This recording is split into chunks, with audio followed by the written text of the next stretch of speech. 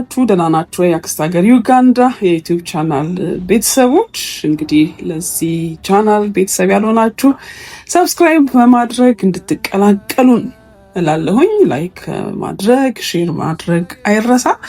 እንግዲህ ዩጋንዳ ካምፓላ ላይ ዲሴምበር ትንሽ ከባድ ወር ነው። ሌቦች በርከትከት የሚሉበት ጊዜ ነው። እኔንም እንግዲህ ቤቴን ሌቦች ከዘረፉኝ በኋላ አሁን ወደ አዲስ ቤት መጥቻለሁኝ። ከአዲሱ ቤት ነው ዛሬ ቪዲዮ ምሰራላችሁ። እንግዲህ አዲስ ቤት ስትቀይሩ ከባድ ነው ብዙ ነገሩ፣ ማስተካከል ጊዜ ይፈጃል። ሰው እንደ ነገሩ አድርጌ ኑሮ ጀምሬያለሁኝ። ዛሬ በመጠኑ ውሎዬን አሳያችኋለሁ። እንግዲህ እንደምታዩት ኪችናችን ዘረክረክረክ እንዳለ ነው። ያው ቀስ እያልን እናስተካክለዋለን። ጉበት ነው የምንሰራው ዛሬ። ጉበት እንግዲህ በጣም በብዙ ሚኔራሎች የበለጸገ ነው። ያው እኔ እንዴት አድርጌ ነው የምሰራው አብረን እናያለን። እንደዚህ ላጥላጥ በቢላ ጠፍጠፍ ስታደርጉት እንትኑ ቀርፈፍ ይላል። እሱን ላጥ አድርጎ መከታተፍ ነው። ዛሬ በተወሰነ ደረጃ እንግዲህ ውሎዬን አስቃኛቸዋለሁኝ። በነገራችሁ ላይ እንግዲህ ካምፓላ ውስጥ የምትኖሩ ሰዎች ጥንቃቄ አድርጉ። አሁን ክሪስማስ መድረሱን ተከትሎ ሌቦች በጣም ብዙ አሉና በጣም ብዙ ሰዎች እየተሰረቁ እንደሆነ ሰምቻለሁ። እንደዚህ በወተት ዘፍዘፍ አድርገውና ዛሬ እንግዲህ ወኬን እጀምራለሁኝ። በተለያየ ምክንያት አቁም የነበረ ወክ ማድረግ ሰሞኑን እንግዲህ ነው እንደገና የጀመርኩት። ኢነርጂ በቃ ልነግራችሁ አልችልም። የመለስ ነው ፈጣን ወክ ሲባል እንግዲህ ፈጣን ወክ ነው ማደርገው። ዛሬ እንደውም ትንሽ ዞጥ ዱብ ጨምሬባታለሁ። አሁን ያለሁበት ሰፈር ለወክም ይመቻል፣ እንደ በፊቱ አይደለም። የበፊቷ ትንሽ ተርከምከም ያለች ናት። ምንም እንኳን ሰፈሩን በወደው የሆነ አገሬን በብዙ መንገድ የሚያስታውሰኝ ሰፈር ቢሆንም ግን ለወክና ለአንዳንድ ነገር አይመችም ነበረ እና ዱብ እያለን ነው ማለት ነው። በነገራችሁ ላይ ከኬንያም ካሉ ወዳጆቼ እንግዲህ ማስጠንቀቂያ መልእክት ንገሪልን አደራ። ከካምፓላም ብዙ ሰዎች እየመጡ እዚህ እየተቸገሩ ነው እና ብለውኛል። እሱን እንግዲህ ወደ በኋላ ማጋራችሁ ይሆናል።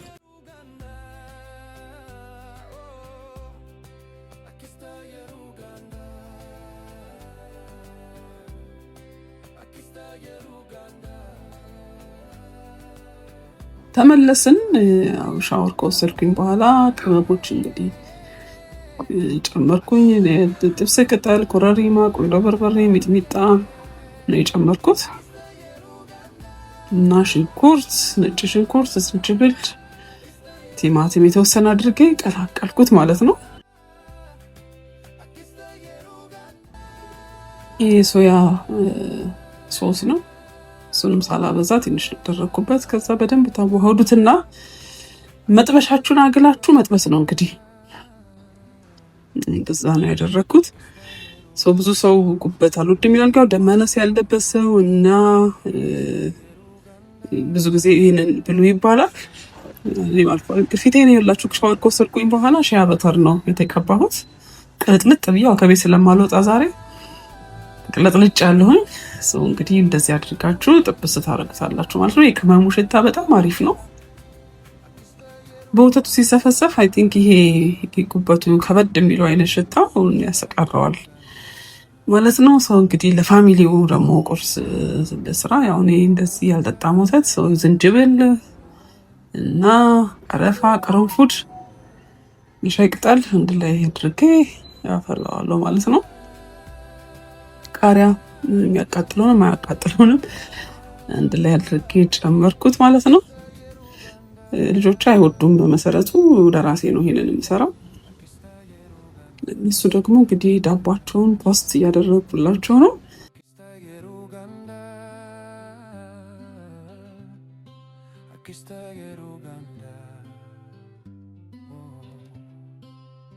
እንቁላል የሚባለውን ነገር ደግሞ ቀቀለናል። ዛሬ አየሩ ካምፓላ ላይ ትንሽ ቀዝቀዝ ይላል፣ ግን ደስ የሚል ነው። የሚከብድ አይደለም። ብዙ ጊዜ ሙቀት ነው። ዛሬ ደስ ይላል በጣም እና አቮካዶ፣ እንቁላል፣ ሽንኩርት፣ ቲማቲም፣ ቃሪያ ምናምን ጨመርመር አድርጎ አንድ ላይ ማዋሃድ ነው። ይሄንን ሎሚ፣ ትንሽ አርቼቶ በጣም ይወዱታል ልጆች ይሄንን ነገር። ብዙ ጊዜ የሚመርጡት ነገር ነው።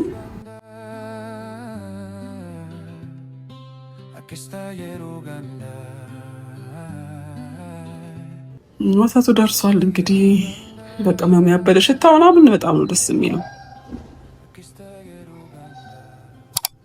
እዛ እንደዚህ አድርገን ይሄንን ቶስት ከተደረገ በኋላ ቶስት በተደረገ ነው ዳቦ ነው ደግሞ በጣም የሚወዱት። እንግዲህ እሱን አድርጋለሁ ማለት ነው። ያው ከዳቦና ከእንጀራ ለተወሰነ ጊዜ እንግዲህ እኔ ርቃለሁ። ስለዚህ ለልጆች ነው። ይሄንን በዚህ መልኩ አድርጌ ሰዓቱ በጣም ሄዷል። እንግዲህ ለምሳ ሰዓትም ተጠግቷል። በርግጥ ይሄን እንግዲህ በእንጀራ ወይ በዳቦ መብላት ትችላላችሁ። እኔ በጥቅል ጎመንና በካሮት የተሰራ አድርጌያለሁኝ። እንደዚህ አድርጌያለሁ። ለኔ አይደለም፣ እኔ በጣም ቡና አፍቃሪ ነኝ። ቡናዬን ነው የምጠጣው ማለት ነው።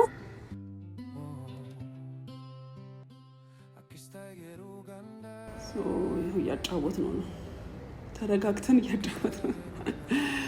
እዛ ቡናችንን ጨስ ጨስ አድርገን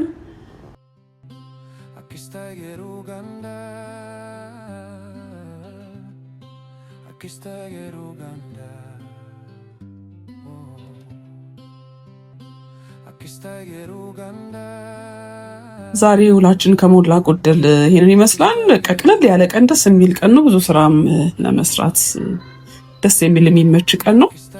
ሌላው እንግዲህ ያው በኬንያ የምትኖሩ ኢትዮጵያውያንና ኤርትራውያን ስደተኞች ያው መጪው ክሪስማስ መሆኑን ተከትሎ ልክ እንደዚህ እንደ ካምፓላው እዛም ውጥረት አለ ነው ያሉኝ። ስለዚህ ማምሸት ለጊዜው ቢቀርባችሁ ሆቴሎች ላይ ሰብሰብ ብላችሁ መቀመጥ ብትተውት ጥሩ ነው ተብሏል።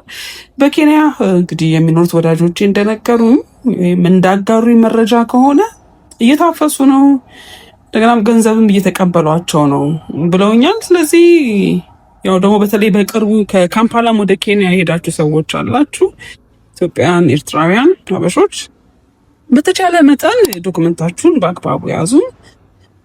በተለይ ደግሞ ጃሞር የምትገኙ ኢትዮጵያውያንና ኤርትራውያን በዚህ አቅጣጫ ጥንቃቄ አድርጉ ተብላችኋል። ሌላው እንግዲህ ቤታችሁም ሆናችሁ ደግሞ ሰብሰብ ብላችሁ ድምፁን ከፍ ያለ ደመቅ ጮክ ያለ ሙዚቃ ስታደርጉ ከሌላው በተለየ ሁኔታ ኬንያውያን ጎረቤቶች ለፖሊስ እየጠቆሙ እያስያዙ ነው እየተባለ ስለሆነ እስኪ ክሪስማሱም እስኪያልፍ ነገሩ እስኪረጋጋ ትንሽ ጥንቃቄ ብታደርጉ ምክሬ ነው።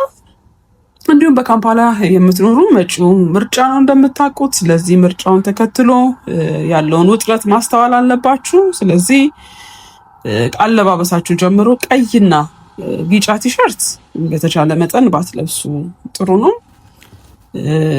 እንዲሁም ሰብሰብ ማለትም እንግዲህ ከባድ ሊሆን ይችላል። ጥንቃቄ ማድረግ ነው። ሌቦችም እንግዲህ ዲሴምበር ላይ ይበዛሉ። ወደ ሀገራቸው ለገና ስለሚሄዱ ለበዓል ስለሚሄዱ እንግዲህ ያገኙትን ነገር ይዘው ለመሄድ ስለሚያስቡ ንጥቂያ ያለ ገበያ መሀል በጣም ጥንቃቄ አድርጉ።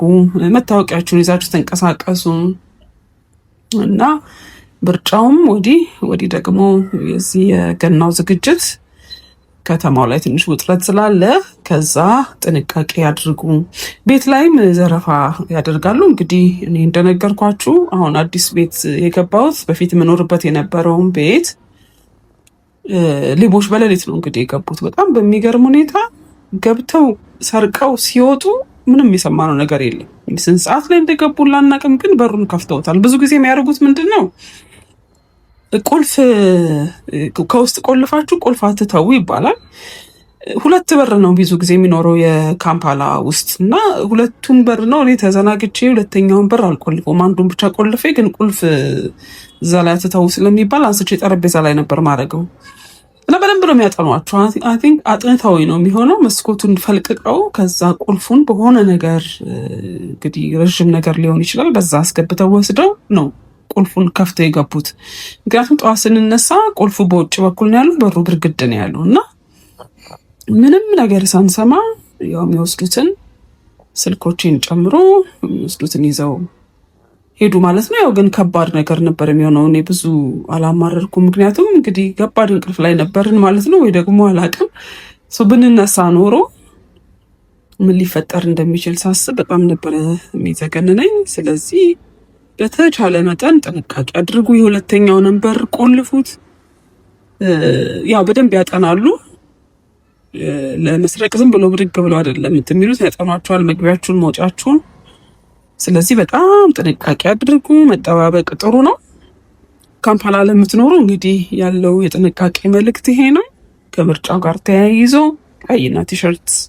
ቀይና ቢጫ ቲሸርት እንዲሁም ሰማያዊ ቲሸርት ለጊዜው ምርጫው እስኪጠናቀቅ ባትለብሱ። ከዛ መታወቂያ ዶክመንቶቻችሁን ያዙ።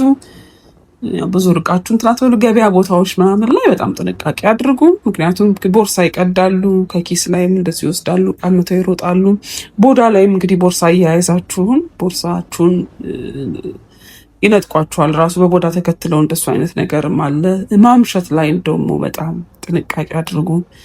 ያ መዝናናቱን ቆጠብ ማድረግ ጥሩ ነው የሚል ምክር ነው ያለኝ። ኬንያ ላይም እንግዲህ ወዳጆቼ እንደነገሩኝ በኬንያም ያላችሁ ስደተኞች ይህንን የክሪስማስ ጊዜ እስኪያልፍ ጥንቃቄ አድርጉ መልእክቴ ነው። እንግዲህ ዛሬ ከሞላ ጎደል ቆይታ ይሄንን ይመስል ነበረ። ሰብስክራይብ አድርጉ፣ ቪዲዮን ላይክ አድርጉት፣ ሼር አድርጉ፣ ለሌሎች አጋሩ። ጥሩ ጥሩ ቪዲዮዎች ይዤላችሁ እመጣለሁ። አብራችሁኝ ስለነበራችሁ ከልብ አመሰግናለሁ። በሌላ ደግሞ አሪፍ ቪዲዮ ድጋሚ እስከምንገናኝ ሰላም ሁኑልኝ።